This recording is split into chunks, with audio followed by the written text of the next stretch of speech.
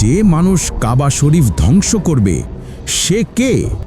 ভাবুন তো, একদিন মক্কার বুকে আর থাকবে না কাবা শরীফ, না আজান, না তাওয়াফ, না হজ।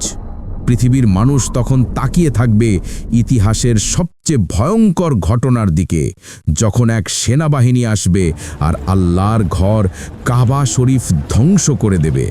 কিন্তু প্রশ্ন হলো, সে সেনাবাহিনী কে? আর কে সেই মানুষ যার হাতে কাবা শরীফের ধ্বংস লেখা? আল্লাহু আকবার, আল্লাহু আকবার। এই বিষয়টি কল্পকাহিনী নয়, এটি রাসূলুল্লাহ সাল্লাল্লাহু আলাইহি ওয়াসাল্লামের বর্ণিত এক হাদিস। তিনি বলেছেন, কিয়ামতের পূর্বে এক হাবশী লোক কাবা শরীফ ধ্বংস করবে। সহিহ মুসলিম।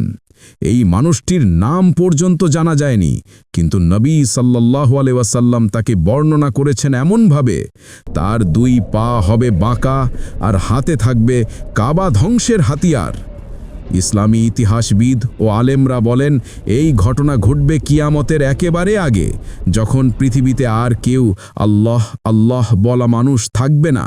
তখন হজ বন্ধ হয়ে যাবে, কেউ তাওয়াফ করবে না, আর মক্কা হবে নিঃশব্দ, নির্জন। ঠিক তখনই আল্লাহ তাআলা কাবা শরীফের পবিত্রতা তুলে নেবেন, আর সেই সময় এক সেনাবাহিনী আসবে। হাবশা অর্থাৎ আজকের ইথিওপিয়া বা আফ্রিকার এক অঞ্চল দিক থেকে।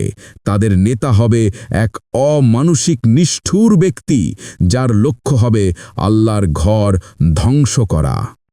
সে কাবা শরীফের পাথর এক এক করে তুলে ফেলবে, যেভাবে ইট তুলে নেওয়া হয় এক দেয়াল থেকে, এমনকি ভিত পর্যন্ত ভেঙে ফেলবে। কিন্তু তখন আর কেউ প্রতিরোধ করবে না, কারণ পৃথিবীতে ঈমানদার মানুষ তখন থাকবে না। তাহলে বুঝলেন, কাবা শরীফ ধ্বংস হবে, কিন্তু তখন আর কেউ থাকবে না যারা তা রক্ষা করবে। অর্থাৎ আল্লাহর ঘর তখনই ধ্বংস হবে যখন পৃথিবীতে আর আল্লাহর নাম উচ্চারণ করা মানুষ অবশিষ্ট থাকবে না।